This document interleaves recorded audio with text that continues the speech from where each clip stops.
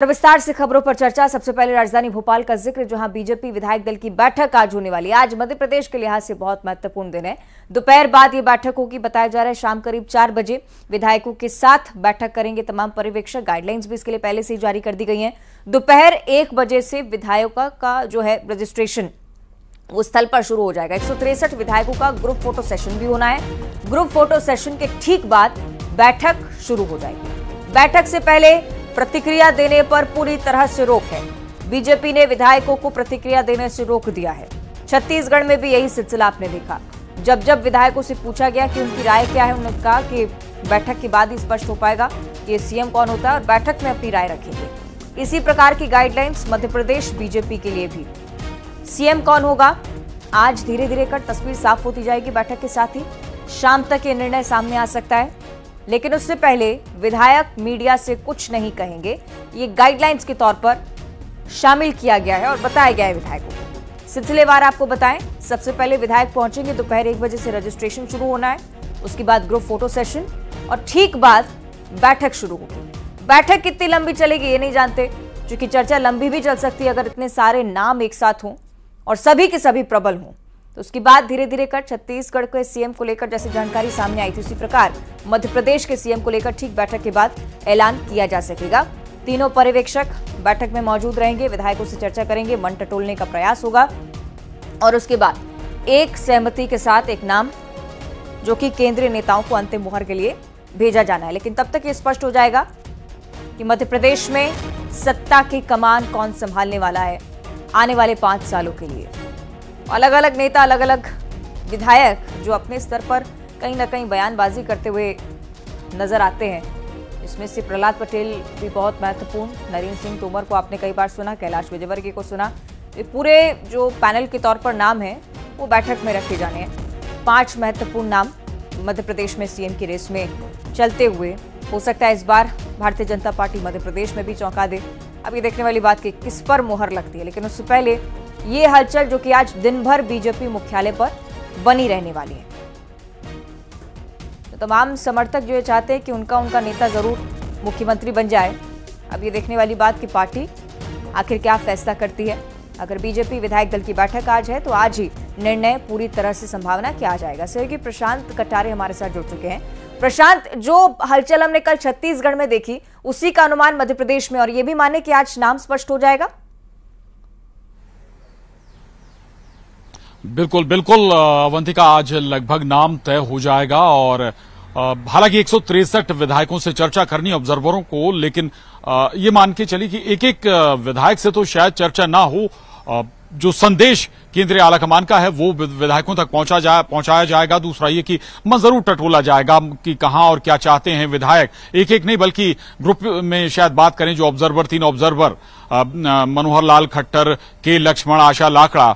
दूसरी एक महत्वपूर्ण बात 4 बजे जिसका आप जिक्र भी कर रही थी, विधायक दल की बैठक है, उसमें बिल्कुल तस्वीर साफ हो सकती है। लेकिन जिन लोगों को बुलाया गया है उनमें जो वर्तमान सांसद के बाद विधानसभा चुनाव लड़े थे, केंद्रीय मंत्री चुनाव लड़े थे, वो सारे लोग तो मौजूद रहेंगे। लेकिन इसके अलावा कुछ ऐसे लोग भी रहेंगे जो विधायक नहीं है वर्तमान में। जो नाम हो सकता है कि जो नाम वहां से भेजा गया है केंद्रीय आलाकमान की तरफ से, उनमें से किसी को नहीं मालूम कि किसका नाम है। लेकिन 2, 4, 5 बातें जरूर अवंतिका समझें कि आज जो चेहरा, ये बात ठीक है कि आज लगभग सारी बातें कयासों में है। लगभग आज नाम तय हो जाएगा। विधायक दल की बैठक के बाद नाम का अनाउंस हो सकता है, लेकिन जो चेहरा अनाउंस होगा उसमें 3-4 बातें जरूर होनी चाहिए। ये जरूर हमें हो सकता है कि देखने को मिले 3-4-5 एलिमेंट। पहला ये कि जो 28 नहीं बल्कि 29 सीटें जिताने का मादा रखता हो सकता है उसके पास वो अनुभव ना हो सरकार चलाने का या सरकार में रहने का, लेकिन संगठन का उसके पास अनुभव हो और संघर्ष करना जानता हो। वो ऐसा व्यक्ति हो जो पार्टी पहले रखे, ना कि परिवार और रिश्ते नातेदारों को पहले रखे। ऐसा व्यक्ति हो जो भाई जिसके अंदर और तमाम ऐसी खूबियां हैं। उदाहरण के तौर पर जो केंद्रीय नेतृत्व को चैलेंज ना करे बल्कि केंद्रीय नेतृत्व की लाइन पर चले। चूंकि 2829 सीटों का जिक्र इसलिए भी कर रहा हूं अवंतिका, 3-4 स्टेट आप उदाहरण ले लें, इसमें उत्तराखंड है, हिमाचल है, गुजरात है, राजस्थान है। ये 2014 या 2019 इनमें से लगभग इन्होंने 100% सीटें डिलीवर करके दी हैं। तो मध्य प्रदेश से भी यही आशा इस बार जो भी नेता जिसे भी मुख्यमंत्री बनाया जाएगा उससे ये आशा रहेगी कि वो 28 नहीं बल्कि 29 सीटें इस बार जीत कर दे। 2014 में 27 सीटें 29 में से मध्य प्रदेश में बीजेपी ने जीती थी। तो सबसे जो पहला लक्ष्य है वो यही है केंद्रीय आलाकमान का, और ये सारी बातें आपको हो सकता है कि जो आज चेहरा चुना जाए उसमें मिल सकता है। एक और जो दूसरा बड़ा फैक्टर है अवंतिका, वो होगा कास्ट इक्वेशन का या फिर सोशल इंजीनियरिंग का।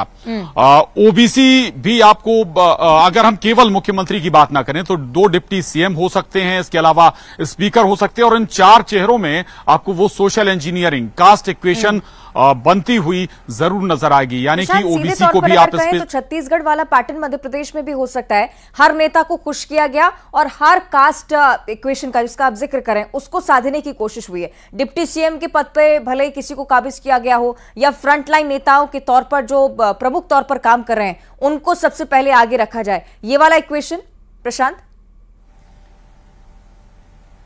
बिल्कुल देखिए, इसमें थोड़ा सा चेंजेस हो सकता है मध्य प्रदेश के लिहाज से। जो ग्राउंड कंडीशन है, छत्तीसगढ़ में आदिवासी को चेहरा बनाना, एक तो बीजेपी पिछले कई दशकों से आदिवासियों को भी लुभाने की कोशिश कर रहे, धीरे धीरे आदिवासी बीजेपी के पास आए भी हैं।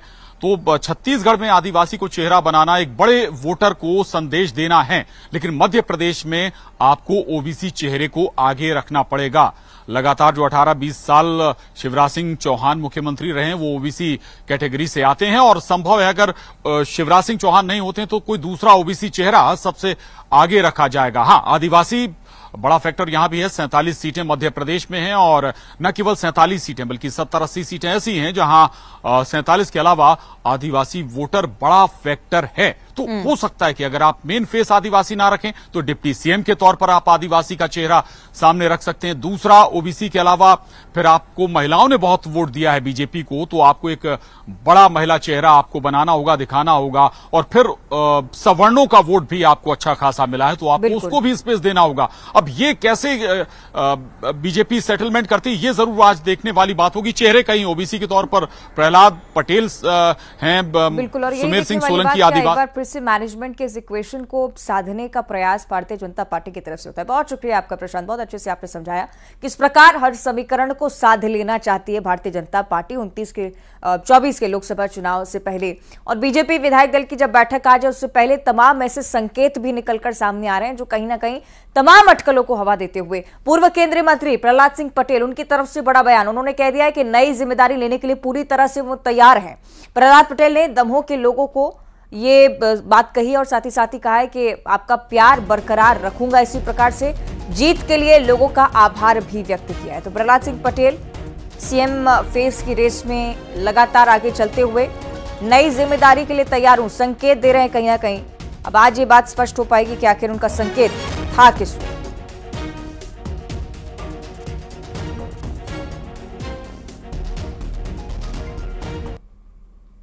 मैं फिर से अपनी पार्टी की विजय के लिए अपने केंद्रीय नेतृत्व का और अपने राज्य के नेतृत्व का आभार व्यक्त करता हूं, और उन्होंने मुझे खूब सम्मान दिया, और इसलिए मैं ये मानता हूं कि एक दिन में जो नई व्यवस्था होगी उस व्यवस्था में जो भी मुझे उत्तरदायित्व मिलेगा उसके आधार पर, लेकिन दमोह के लोगों के लिए मैं जैसे प्रहलाद पटेल पहले थे वैसे ही रहेंगे, ये जरूर मैं आपको भरोसा दिलाता हूँ। मध्य प्रदेश के साथ साथ छत्तीसगढ़ का भी जिक्र, जहां पर बीजेपी ने आदिवासी चेहरा यानी कि विष्णुदेव साय को सीएम बना दिया है। आपको बताएं कि इसका ऐलान केंद्रीय गृह मंत्री अमित शाह पहले ही कर चुके थे। चुनाव प्रचार के लिए जब छत्तीसगढ़ आए तो कहा था कि आप नेता बनाइए, उसके बाद बड़ा आदमी बनाने का काम मैं करूंगा। क्या कुछ उन्होंने कहा है, उनके शब्दों में आप सुनिए।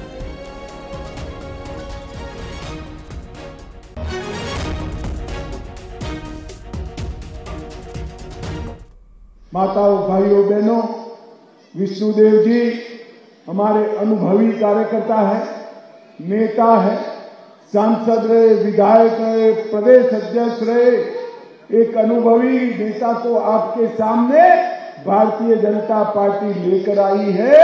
आप इनको विधायक बना दो, उनको बड़ा आदमी बनाने का काम हम करेंगे।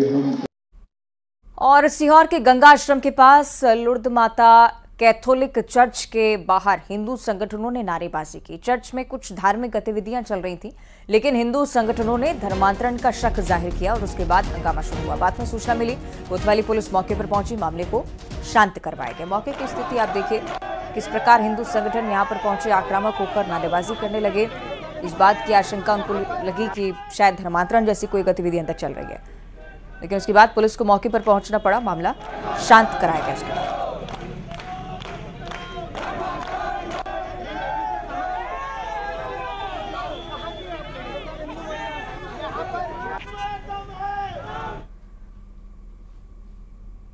वहीं इंदौर में एरोड्रम थाना इलाके में हुए डबल मर्डर केस को सुलझाया गया है। इधर हत्या के मामले में पुलिस ने 2 लोगों को गिरफ्तार किया है। गिरफ्तार किए गए लोग पति पत्नी। आपको बताएं कि पुलिस को 2 शव नग्न अवस्था में पाए थे। जहां जांच शुरू हुई तो अवैध संबंध और ब्लैकमेलिंग के एंगल सामने आने लगे। रवि ठाकुर, जिसकी हत्या की गई, उसकी 2 महिलाओं से अवैध संबंध रहे। ममता नाम की महिला का रवि ने अश्लील वीडियो बनाया था और उसे ब्लैकमेल कर रहा था। इससे परेशान होकर ममता और उसके पति ने हत्या की साजिश रची थी। सरिता नाम की महिला की भी हत्या हुई थी। उसके बारे में कहा जा रहा है कि सरिता ने ही ममता को रवि से मिलवाया था और वो ब्लैकमेलिंग में रवि की मदद कर रही थी। इस वजह से पति पत्नी ने दोनों को मौत के घाट उतार दिया।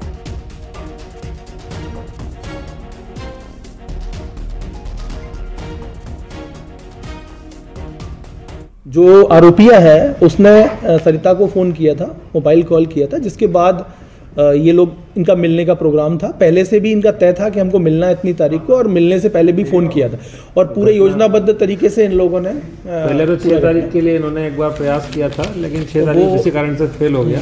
तो कुल मिला के ये है कि हम लोगों ने दोनों मेन आरोपियों को इसमें अरेस्ट कर लिया है और जो भी एविडेंस है हम उसको कलेक्ट करेंगे और साइंटिफिक। और सिवनी पुलिस को एक बड़ी कामयाबी हाथ लगी है। खंसौर पुलिस ने कंटेनर से बड़ी मात्रा में गांजा जब्त किया है। गांजे को चालाकी से कंटेनर में छुपा कर ले जाया जा रहा था, लेकिन पुलिस को मुखबिर में पहले ही सतर्क किया। सूचना मिलने के बाद पुलिस ने घेराबंदी की, कंटेनर को पकड़ा, तलाशी अगर की गई तो उसके बाद तमाम बड़े खुलासे के बाद एक होते रहे। कंटेनर से 4 क्विंटल 7 किलो गांजा यानी कि मिला है। ट्रक चालक को पुलिस ने गिरफ्तार कर लिया है। कनेक्शन लगा ले जा रहे हैं।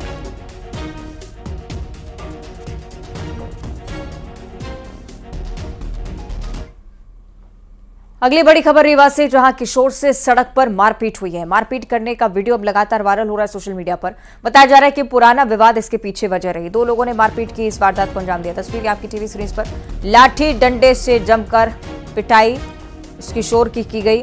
सुहागी थाना इलाके की पूरी घटना है। मारपीट करने वाले दोनों युवकों की शिनाख्त भी हो गई है। पुलिस ने मामले में संज्ञान लिया है। गिरफ्तारी भी जल्द होगी, इसकी भी पूरी उम्मीद, क्योंकि तस्वीरों के आधार पर दोनों आरोपी पहचाने जा चुके हैं कौन है, कहां के रहने वाले हैं। तस्वीरें आप देखिए, सोशल मीडिया पर तस्वीरें वायरल हो रही हैं और पुलिस की तरफ से भी फौरन संज्ञान। कार्रवाई को लेकर आश्वस्त किया है पुलिस ने, लेकिन पुराने विवाद के चलते सरेआम मारपीट इस किशोर के साथ, जो कि तस्वीरों के जरिए सामने आई है।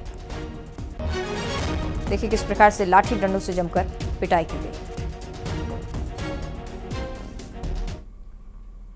शाहजहांपुर का जिक्र करेंगे, जहां सब्जी के कैरेट की आड़ में गौवंश पकड़े गए हैं। आपको बताएं कि ट्रक में भरकर अवैध रूप से गौवंश ले जाए जा रहे हैं। ट्रक से 24 से ज्यादा गौवंश बरामद किए गए।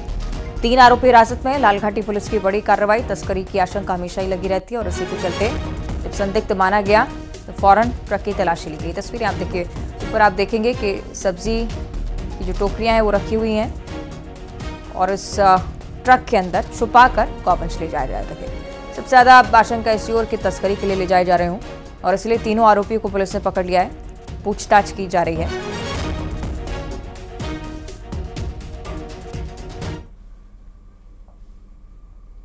अगली खबर गुना जिले से, जहां फतेहगढ़ थाना इलाके में कुम्हारी गांव में चोरी की बड़ी वारदात सामने आई। नकाबपोश चोरों ने घर की खिड़की तोड़ दी और उसके बाद तिजोरी लेकर यहां से फरार हो गए। घटना का सीसीटीवी फुटेज सामने आया है।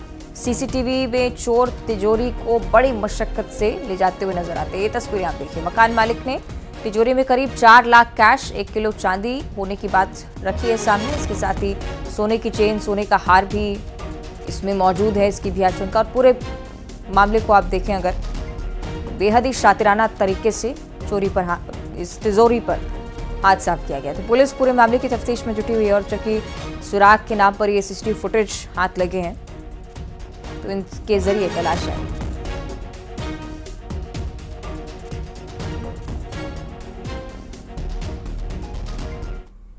अगली जानकारी सतना से है, जहां एक लड़की ने कॉलेज कैंपस में लड़के के साथ मारपीट की है। कहा जा रहा है कि लड़का मोबाइल पर उसे लगातार तंग कर रहा था। समझाने की कोशिश की लेकिन मनचले पर किसी बात का कोई असर नहीं हो रहा था और उसके बाद लातों के भूत बातों से कहां मानने वाले थे, तो लड़की ने अलग ही अंदाज में सबको इकट्ठा किया और उसके बाद इस लड़के को सबक सिखाया। उसको जिंदगी भर ये सब याद रहने वाला है। आप भी देखिए तस्वीरें, क्या कुछ हुआ वहां पे। और अब बेटियां सहती नहीं, ना अन्याय को और ना अत्याचार को। ये वीडियो देखिए, लड़की एक लड़के से बात कर रही है और थोड़ी ही देर में दोनों में हाथापाई शुरू हो जाती है। तस्वीरें सतना से हैं, जहां कॉलेज की इस छात्रा का मोबाइल कहीं से आशिक मिजाज को मिल गया और इस आशिक मिजाज शख्स ने उसे फोन पर मैसेजेस भेजे। लड़की ने समझाने की कोशिश की, तब उसने अभद्र कमेंट्स किए, जिसके बाद लड़की ने सबक सिखाने का प्रण लिया और उसने फोन करके लड़के को बुलाया। लड़का पहुंचा तो लड़की ने उसे दौड़ा दौड़ा कर पीटना शुरू किया। कुछ लोगों ने इस वाकये को अपने कैमरे में रिकॉर्ड कर लिया और यह अब वायरल हो रहा है।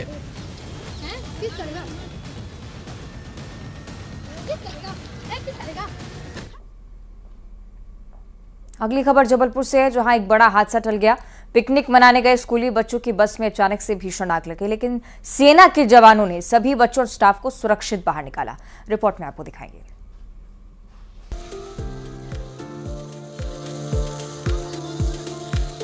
रविवार छुट्टियों का दिन होता है और बच्चे इस दिन को लेकर पूरे 7 दिन तक इंतजार करते हैं। अपने सभी काम पहले ही निपटा लेते हैं ताकि रविवार को मस्ती कर सकें, पिकनिक मना सके। जबलपुर के एक स्कूल के बच्चे भी पिकनिक के लिए गए, लेकिन शायद उनकी पिकनिक मनाने की खुशियां रास्ते में खत्म हो गईं। दरअसल बच्चे और स्टाफ स्कूल बस में बैठे थे। नेहरा चौक पर पहुंचते ही बस में शॉर्ट सर्किट हुआ। इसके बाद बस में अचानक से आग लगने लगी। देखते ही देखते बस में आग धधक उठी और ये देखकर सभी के होश उड़ गए। बच्चों में चीख पुकार मच गई। गनीमत ये रही कि पास में ही सेना के जवान और फायर ब्रिगेड की टीम मौजूद थी। सेना के जवानों ने बिना कोई देर किए आग बुझाना शुरू किया। दूसरी ओर कुछ जवानों ने बस की खिड़कियां तोड़नी शुरू की। उन्होंने बच्चों और स्टाफ को खिड़कियों से बाहर निकाला। हादसे के वक्त बस में 36 बच्चे सहित 46 लोग सवार थे और ये सभी बच्चे डुमना नेचर पार्क पिकनिक मनाने जा रहे थे। बच्चे एकीकृत शासकीय माध्यमिक शाला पाटन के छात्र थे। हादसे के वक्त बस में फायर सेफ्टी के पुख्ता इंतजाम नहीं थे, जो स्कूल की व्यवस्था पर भी सवाल खड़े करता है।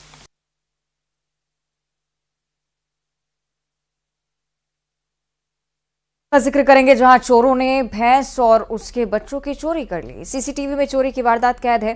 पुलिस ने शिकायत के बाद मामले की जांच शुरू कर दी है।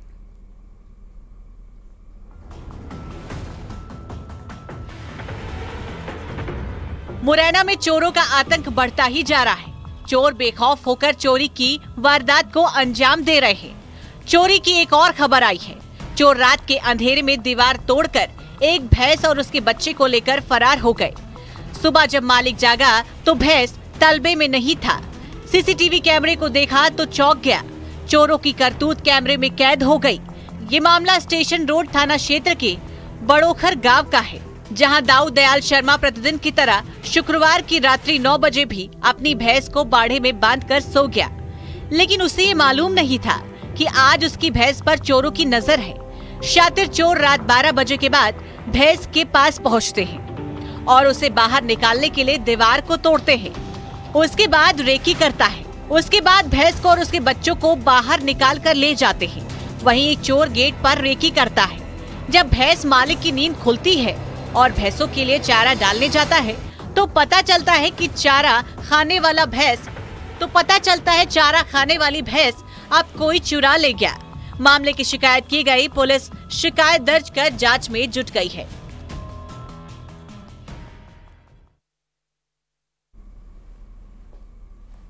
अगली खबर खरगोन से है। कसरावत बनपर क्षेत्रों में एक बार फिर से तेंदुआ नजर आया है। रेत ले जा रहे डंपर सवार ने तेंदुए को देखा, उसकी तस्वीर मोबाइल कैमरे में कैद की है और अब यहां का वीडियो जमकर वायरल हो रहा है। बड़गांव में नर्मदा तटीय इलाका, जहां पर तेंदुआ एक बार फिर से दिखने को मिला है।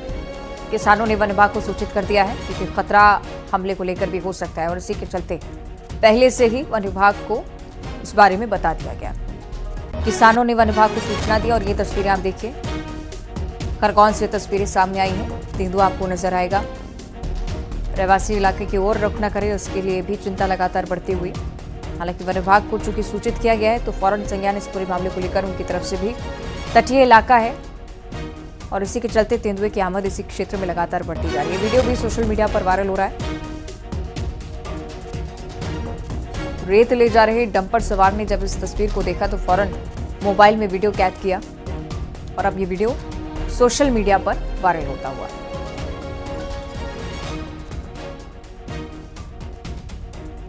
तस्वीरें देर रात की और फौरन अब रहवासियों को इस बारे में सचेत भी किया गया है, सतर्क किया गया है क्योंकि वन विभाग के संज्ञान में पूरा मामला, तो उम्मीद ये भी कि जल्द ही इस तेंदुए को पकड़ा जाएगा।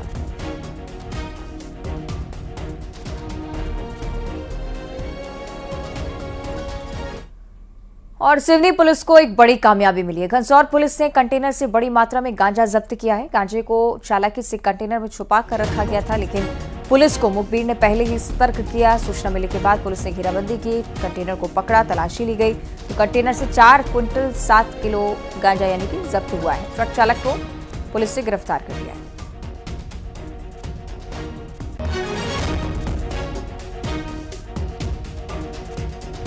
सिवनी का जिक्र कर रहे हैं जहां पर कंटेनर से गांजे की बड़ी मात्रा में खेप जब्त की गई और इस प्रकार चालाकी से छुपाकर ले जाया जा रहा था कि पुलिस के भी होश उड़ गए। किस प्रकार पूरे शातिराना ढंग से इसकी तस्करी इस इलाके में चल रही थी और अब ये पूछताछ का विषय भी कि आखिर कब से ये गिरोह इस प्रकार का काम कर रहा है, कौन है इनके पीछे, कनेक्शंस कहां तक पहुंचते हैं। अक्सर सीमावर्ती क्षेत्रों से आप इस प्रकार की चीजें देखेंगे इंपोर्ट एक्सपोर्ट होती हुई। अभी देखने वाली बात कि इनके सरगना कहां छुपे हुए हैं। सिवनी का जिक्र, चूंकि कंटेनर पकड़ा जा चुका है तो लगातार पुलिस की तरफ से पूछताछ भी की जा रही है ड्राइवर से। गांजा जब्त हुआ है बड़ी मात्रा में, कंटेनर में छुपाकर गांजा रखा गया।